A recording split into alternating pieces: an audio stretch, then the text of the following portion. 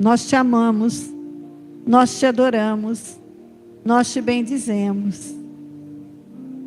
Querido Espírito Santo, venha falar conosco. Nós precisamos, necessitamos ouvir a tua voz.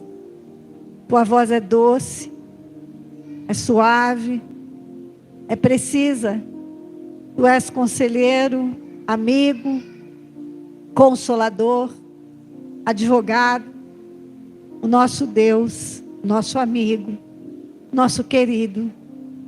Tu és bem-vindo, bem-vindo neste lugar. Amém? Amém, irmãs? Eu pedi para o Adriano, ele que vai estar na mesa, colocar aqui para mim o Números capítulo 13.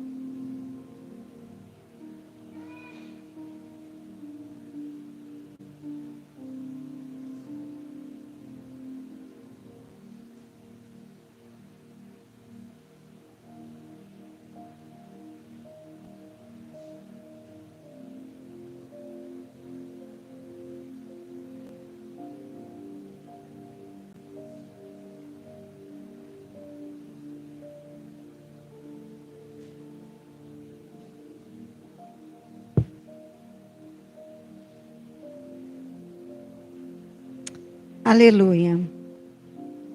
O tema que nós estamos tratando é sobre colheita, né?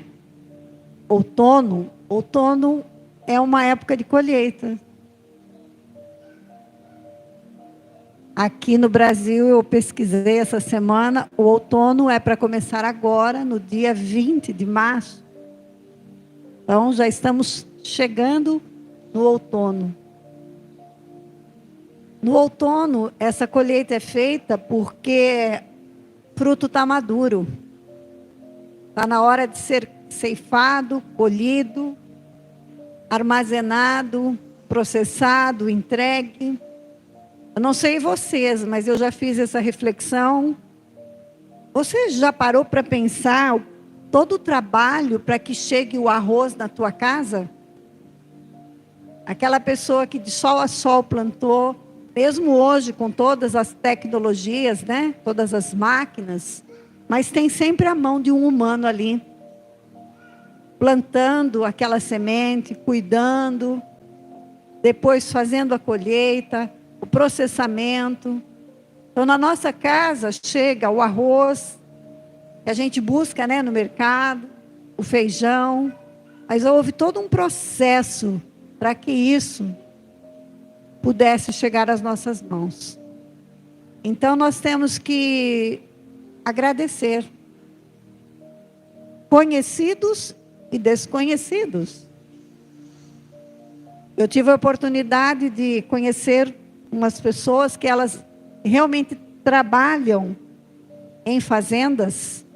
É muito bonito o trabalho que elas desenvolvem lá. Muito bonito. E ao ver de perto, eu fiquei ainda mais agradecida por ver o trabalho daquelas pessoas, irmãos queridos nossos.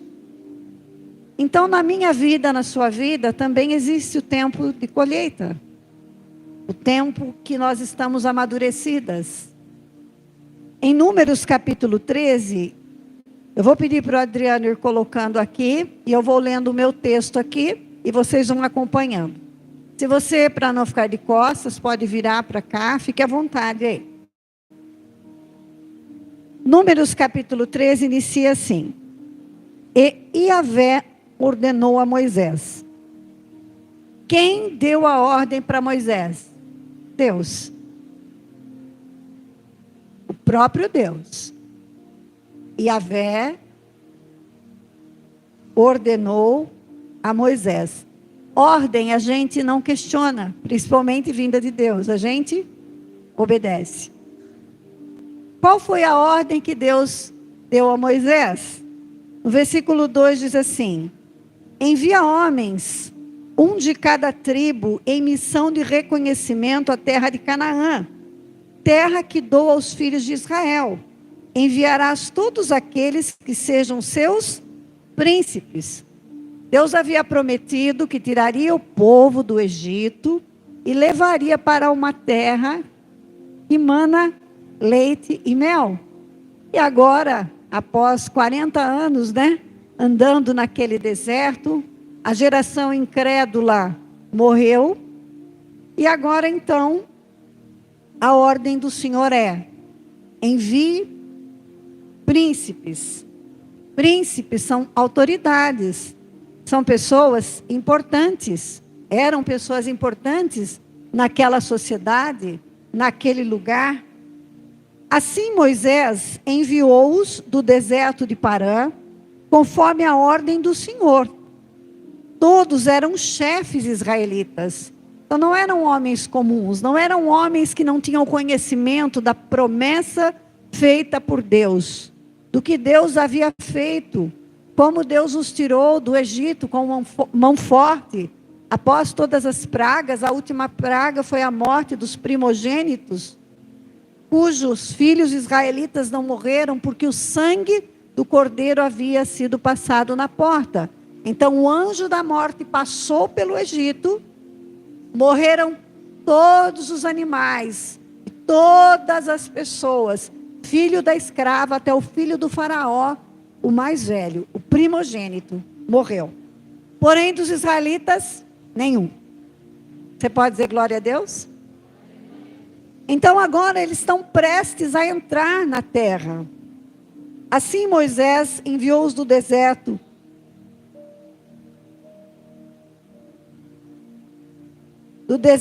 de Parã, conforme a ordem do Senhor. Todos eram chefes dos israelitas. Melhor, deixa eu fazer uma correção. Aqui foi antes dos 40 anos, né, amor? É isso? São estes os nomes: da tribo de Ruben, Samua, filho de Zacur; da tribo de Simeão, Safate, filho de Ori; da tribo de Judá, Calebe, filho de Jefoné. Fale comigo, Calebe. Da tribo de Isacar, Igal, filho de José; da tribo de Efraim, Oséias, filho de Num. Fale comigo, Oséias. Da tribo de Benjamim, Paute, filho de Rafu; da tribo de Zebulon, Gadiel, filho de Sodi; da tribo de José, isto é, da tribo de Manassés, Gade, filho de Suzi; da tribo de Dan, Amiel, filho de Gemali; da tribo de Aser, Setur, filho de Micael; da tribo de Naphtali, Nabi, filho de Vofissi; da tribo de Gade, Guel, filho de Maqui. Estes são os nomes dos homens que Moisés enviou para espiar a terra. E Moisés deu a Oxe, Bin, Num, Oséias, filho de Num, o nome de Yoshua, Josué. Talvez você, como eu, um dia possa ter falado assim: quantos nomes na Bíblia? E outrora, quando eu era muito imatura, eu dizia assim: eu vou até pular esses nomes aí, né? Mas aí um dia eu comecei a pensar: se fosse o nome da minha família que estivesse lá? Olha que interessante, não é? A sua genealogia, os seus descendentes. Então esses nomes estão aqui é porque eles têm uma importância. Ok? E Moisés enviou-os para verificar a terra de Canaã e lhes disse: subi pelo Neguebe, em seguida atravessai a região montanhosa. Então observai como é a terra. Olha a ordem. Observai como é a terra. Como é o povo que habita lá? Forte, fraco, escasso ou numeroso? Se a terra em que vive esse povo é boa ou ruim? Se as cidades em que moram não são cercadas por muros ou fortificadas? Se o solo é fértil ou pobre? Se existe ali floresta ou não? Sede corajosos. Sede corajosos. Trazei alguns frutos da terra. Era a época do início da colheita das primeiras uvas. Fale comigo, era a época do início da colheita das primeiras uvas. Então, ou seja, esses 12 homens, príncipes, chefes de Israel, foram enviados segundo a ordem que Deus dera a Moisés. Agora Moisés repassa essa ordem para examinar a terra. A terra é boa. Quem mora lá? O solo é bom, os frutos. E interessante, né? Eles foram bem na época da colheita das uvas. Versículo 21. Subiram eles para espiar a terra, desde o deserto de Zin até Reob, na direção de Levo-Amate, a entrada de Amate. Subiram do Neguebe e chegaram a Hebron, onde viviam Aimã, Sesai e Talmai, todos descendentes de Anak. Hebron havia sido edificada 7 anos antes de Zoar, no Egito. 23. Fala para quem está ao seu lado. Abra bem os ouvidos.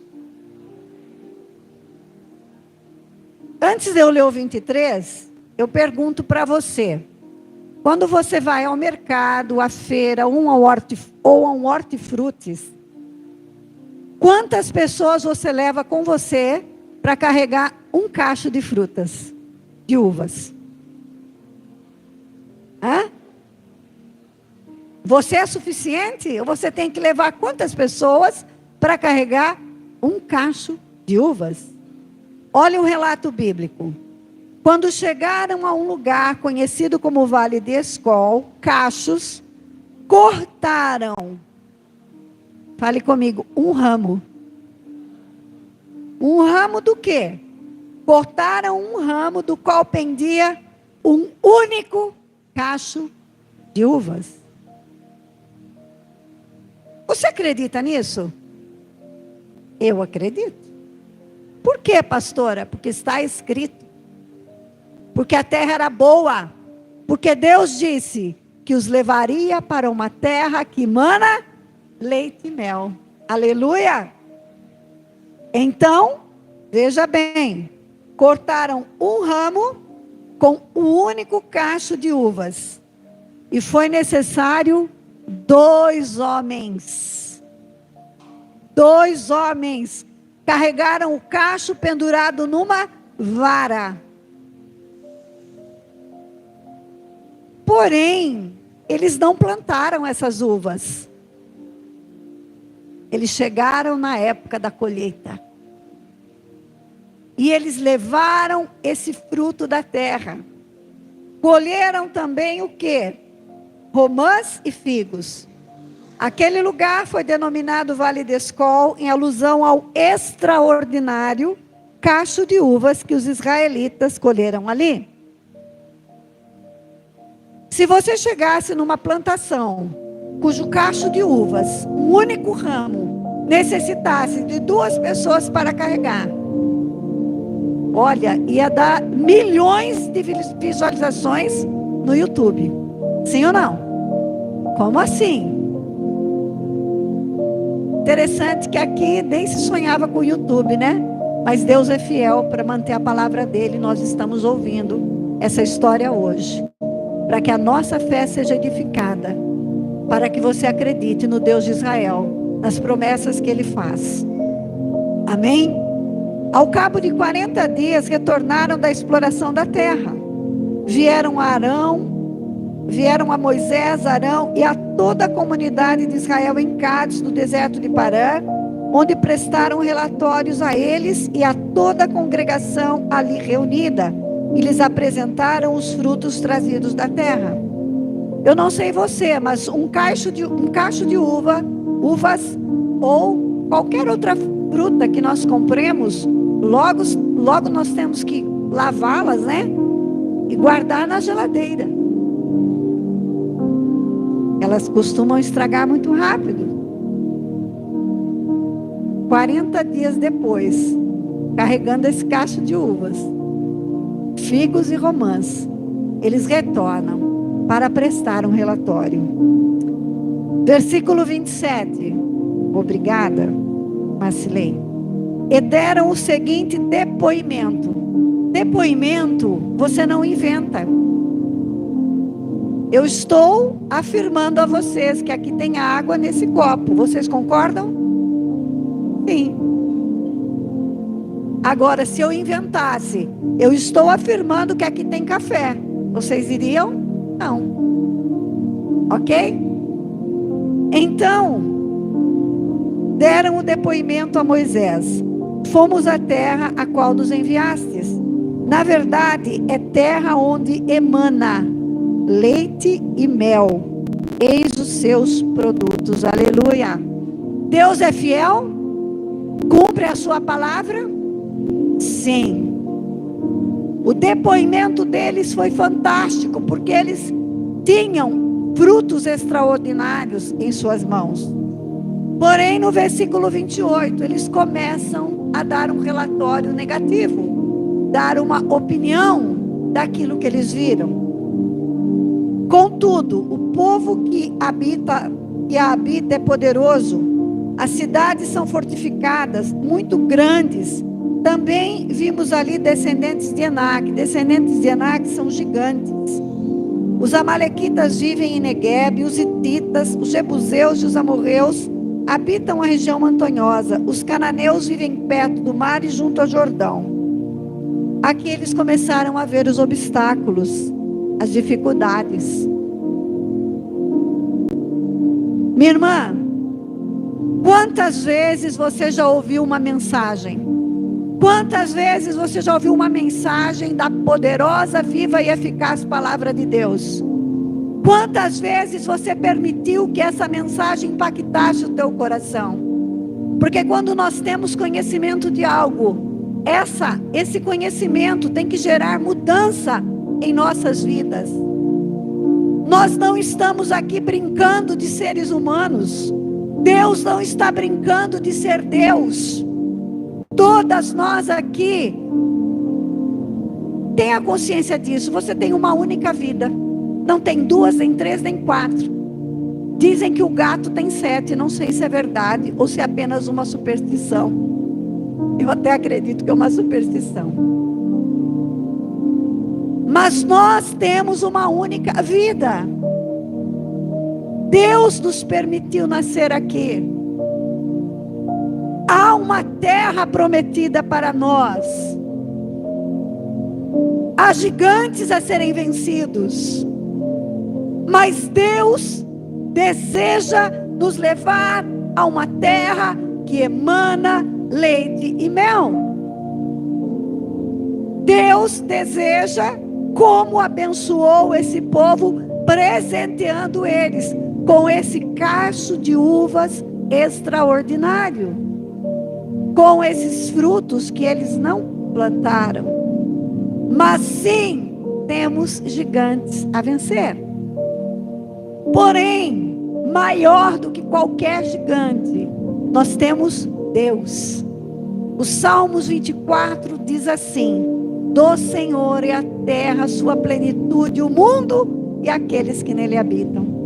Deus não é pequeno, Ele é o Todo-Poderoso, o grande eu sou, o El Shaddai. Eu não acredito. Tudo bem, você é responsável pela sua vida. Você é responsável pela sua vida.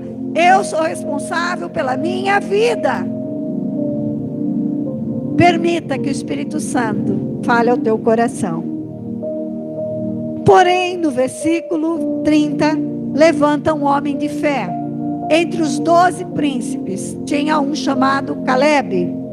Então Calebe fez calar o povo reunido diante de Moisés e disse: subamos e herdamo-la. Disse ele: em verdade temos a capacidade de conquistar essa terra. Mas Calebe não estava sendo orgulhoso, não. Ousado, corajoso, porque ele sabia que no braço dele ele não ia conseguir, mas no braço forte do Senhor ele iria, porque um dos nomes do Senhor é o Senhor dos Exércitos. 31. Entretanto, os homens que o haviam acompanhado reagiram: não podemos marchar contra esse povo, visto que é mais forte que nós. E puseram-se a difamar diante dos filhos de Israel a terra que haviam observado. A terra para a qual fomos em missão de reconhecimento é terra que devora seus habitantes. Todos aqueles que lá vimos são homens de grande estatura. Lá também vimos gigantes, os descendentes de Enaque, diante de quem parecíamos a nós e a eles gafanhotos.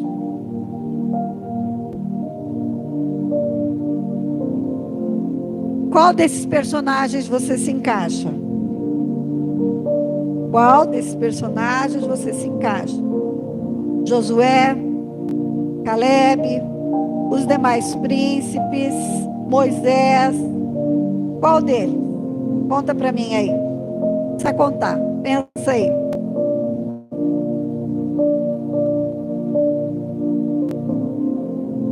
Mas o que isso impacta a minha vida?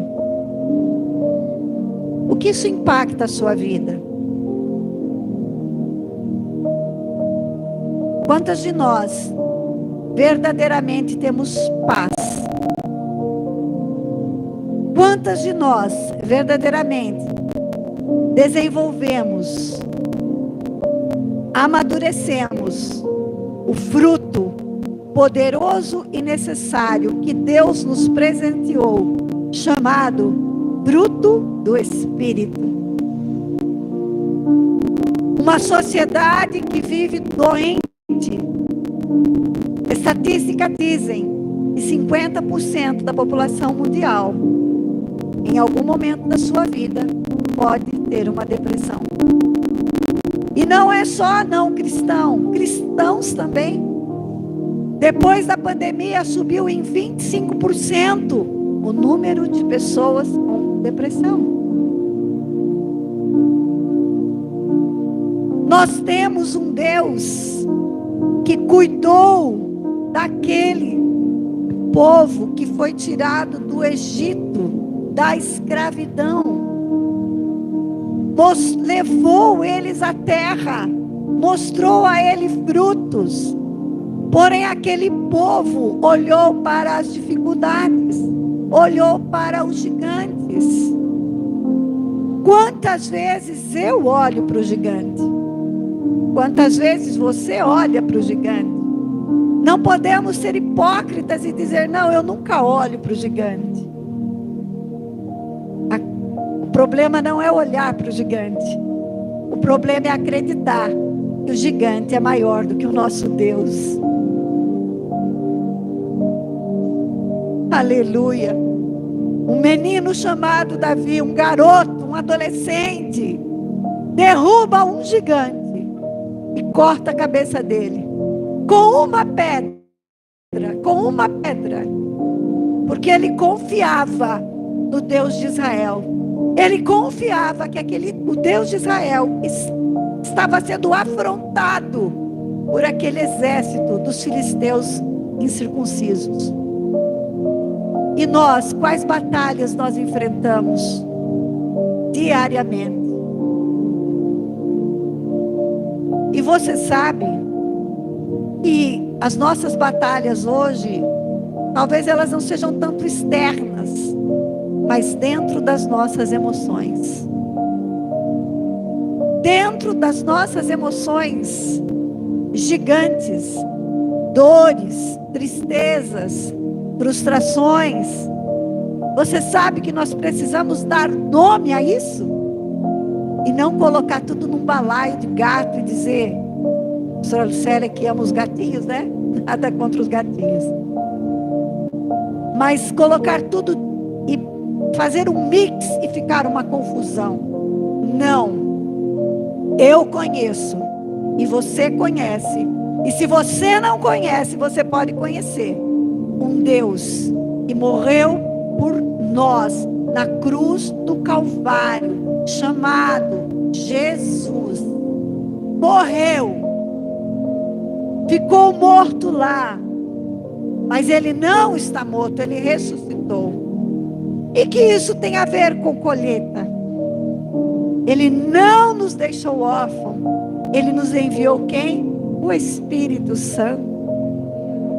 E quando eu examino aqui o texto de Gálatas, capítulo 5, versículo 16, diz: portanto vos afirmo, vivei pelo Espírito, e de forma alguma satisfareis a vontade da carne, porque a carne luta contra o espírito e o espírito contra a carne.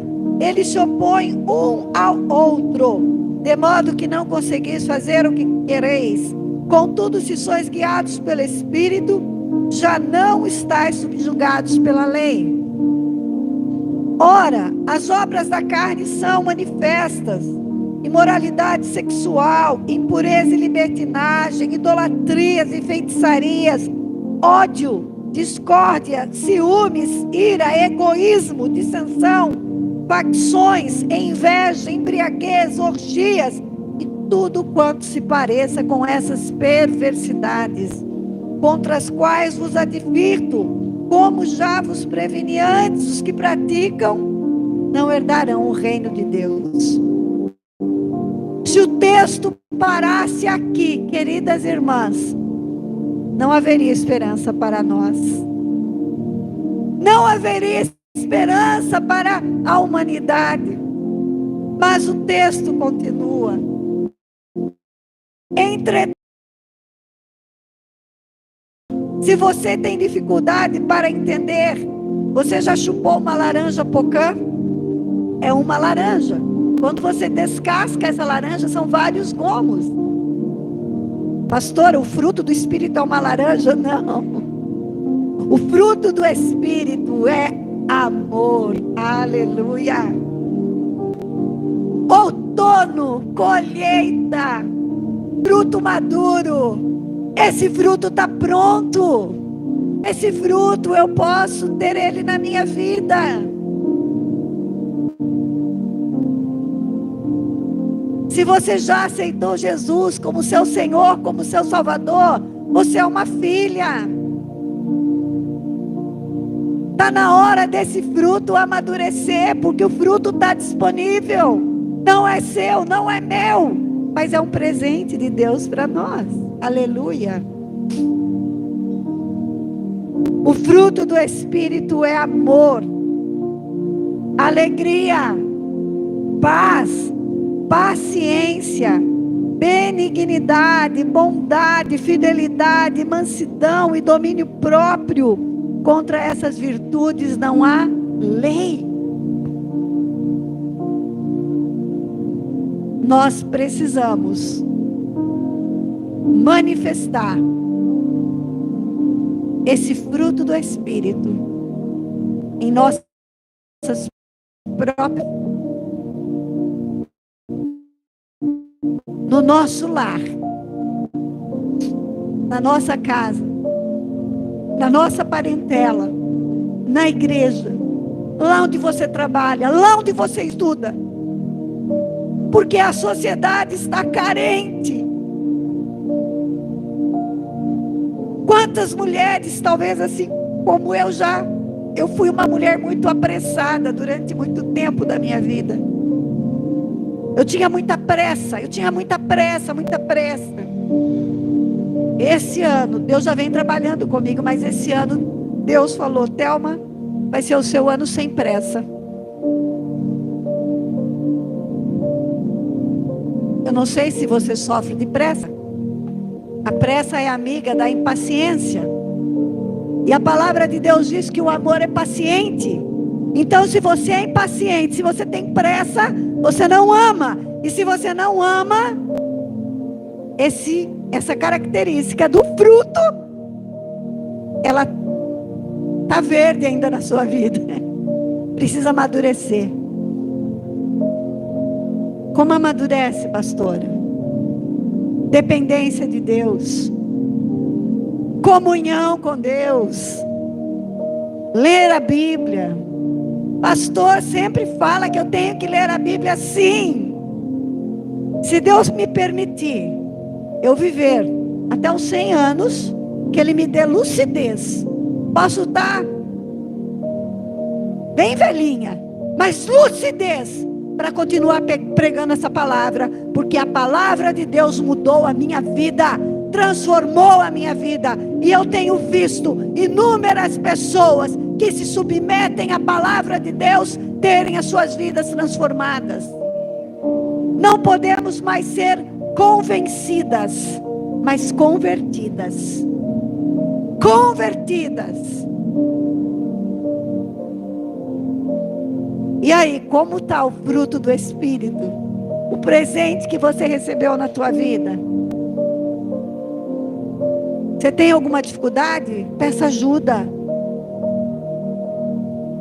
Outro dia, uma pessoa me disse isso, depois eu ouvi uma outra pessoa dizer, e eu comecei a pensar. Cristiane, tá tudo bem? Tá? Maria, tá tudo bem? Tá? Lucimara, tá tudo bem? Tá?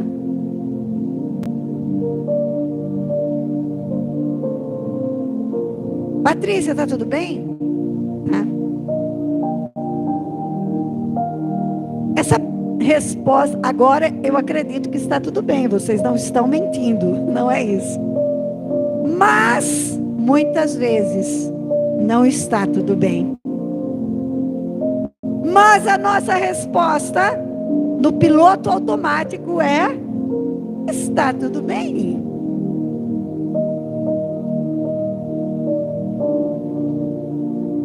E aí você sofre com uma dor, com uma tristeza, com uma frustração, você não busca ajuda, e quando você vê, você não está tendo uma colheita abençoada.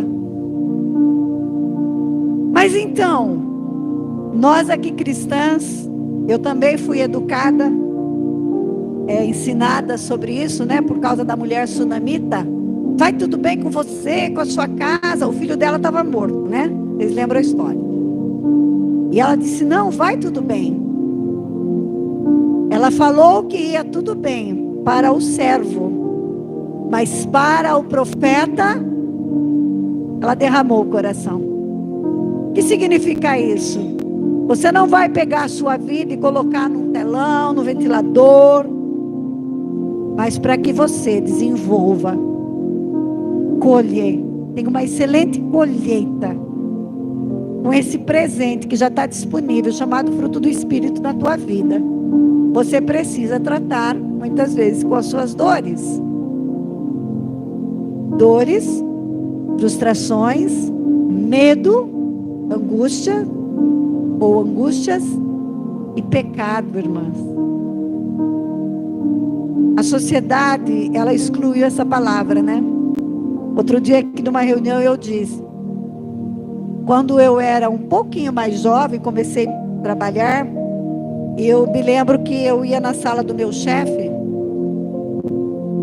eu ficava no térreo e ele ficava no 6º andar. Então, antes de eu entrar na sala dele, eu batia a porta e eu respirava 3 vezes bem fundo, né? Para que ele tomar coragem e entrar lá e mostrar o meu serviço. E aí eu aprendi, me ensinaram logo cedo, nunca fale que seu chefe erra. Chefe não erra, chefe se engana. Que era para mim tomar esse cuidado. E nós levamos isso para a vida. Tem erros, tem enganos, mas tem pecado. Pecado a gente se arrepende, confessa, abandona, deixa e segue em frente. Então sim, Deus tem uma colheita abençoada para cada um de nós.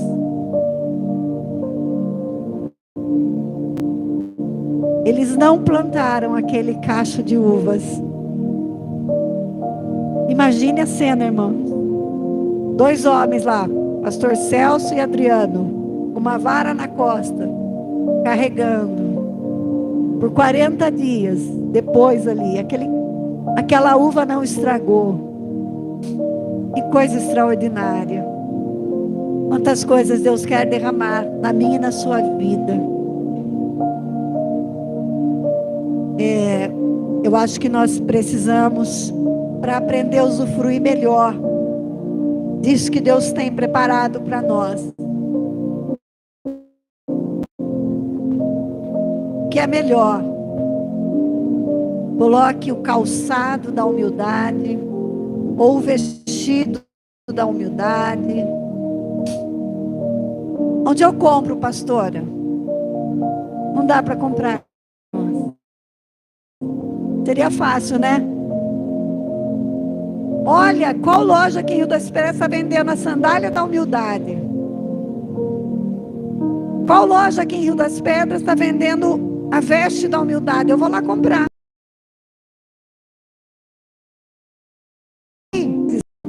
Mas não tem essa veste.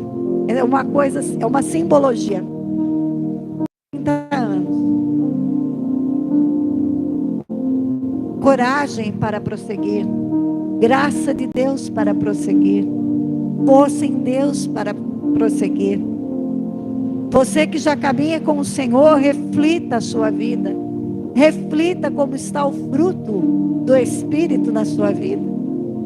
E as pessoas podem olhar e dizer: essa mulher é uma mulher de Deus. Não por causa da sua roupa, nem do seu cabelo, nem da sua fé, nem do seu sapato, nada disso. Mas por causa do seu coração, do seu testemunho. E uma mulher cristã, ela sabe que ela se veste com ordem e decência, porque é o que a Bíblia nos ensina. Ponto final. Queridas irmãs, Deus nos ensina tudo.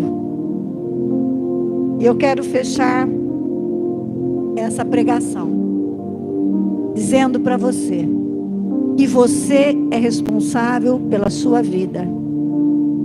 É você que é responsável. Pare de culpar o outro. É meu marido, é meu filho, é meu gato, é meu cachorro, é meu papagaio, meu periquito. Não, é você que é responsável pela sua vida. Diante de Deus, todas nós iremos um dia. E só tem um jeito de passar a eternidade com Deus. É através de Jesus. Jesus é o caminho, a verdade e a vida. Pastora, está tudo moderno, mas Jesus é o caminho, a verdade e a vida. Pastora, tem muitas opções, mas Jesus é o caminho, a verdade e a vida. Mas pastora, a Bíblia tem que... Jesus é o caminho, a verdade e a vida.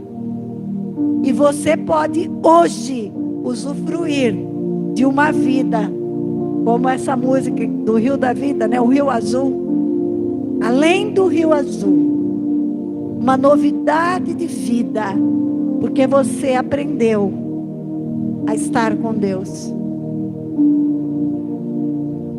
Você costuma estar com Deus? Claro, pastora, Deus está no meu coração, tá? Aí você separa um tempinho para estar com Ele. E quando você sai para o trabalho, você deixa Ele em casa? Ou Ele vai junto?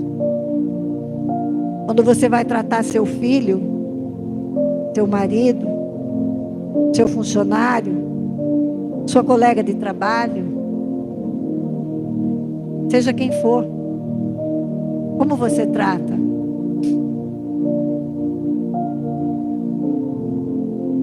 Eu fui contadora por alguns anos. Tem algum contador aqui? Ninguém. Tem mais nem louco por aí, né? Contador é meio louco. Contador anota tudo. Tudo. Tem um Deus anotando, mas não para punir. É um Deus que nos ama.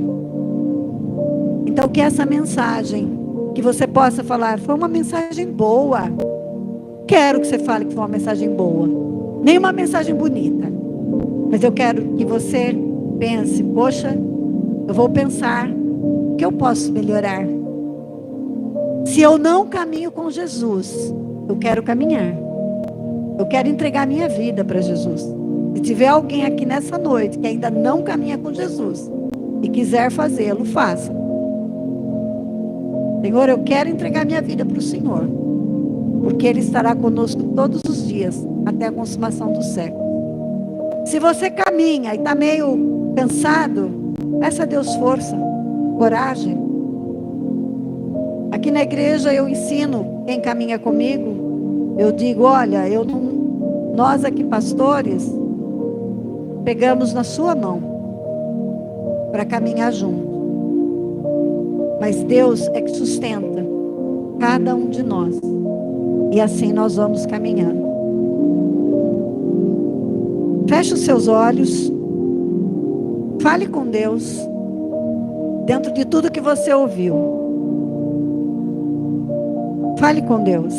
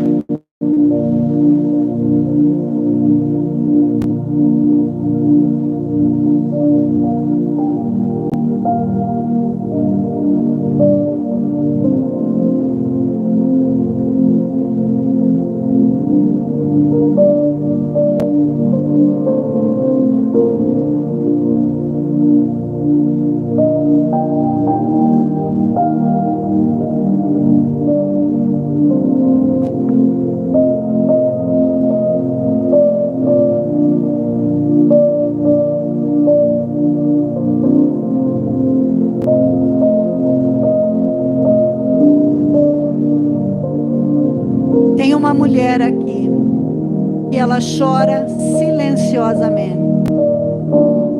Quando ela coloca a cabeça no travesseiro, ela chora silenciosamente. Às vezes lágrimas correm dos olhos, às vezes não. Coloca isso diante de Deus agora. Coloca essa situação diante de Deus. Busque ajuda. Busque ajuda. Aleluia.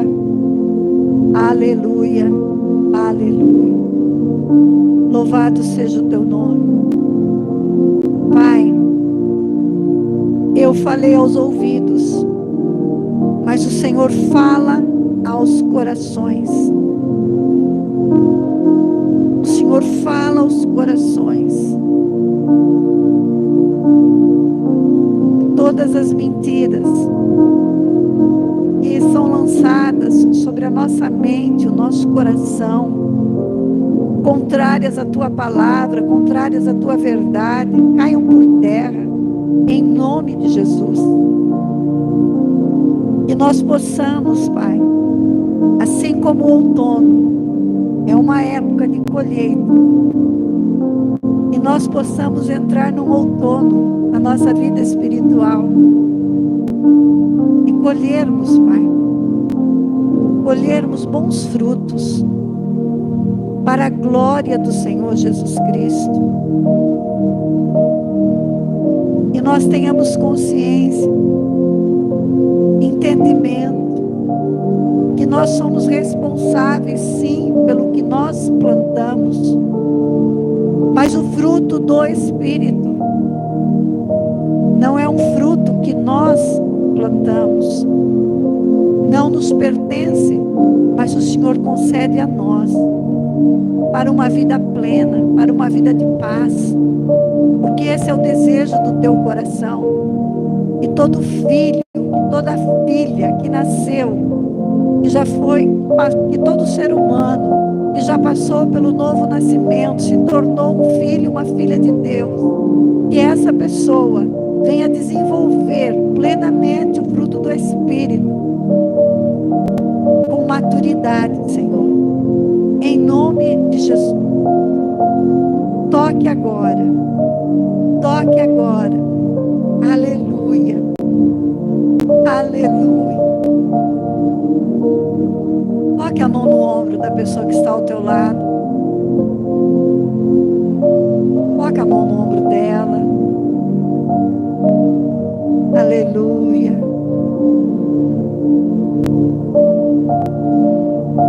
Aleluia. Glória a Deus. Bendito é o teu nome, Pai. Celso.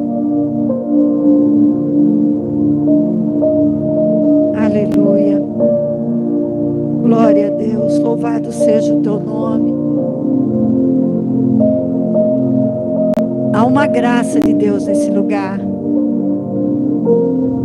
Há uma graça de Deus nesse lugar. A presença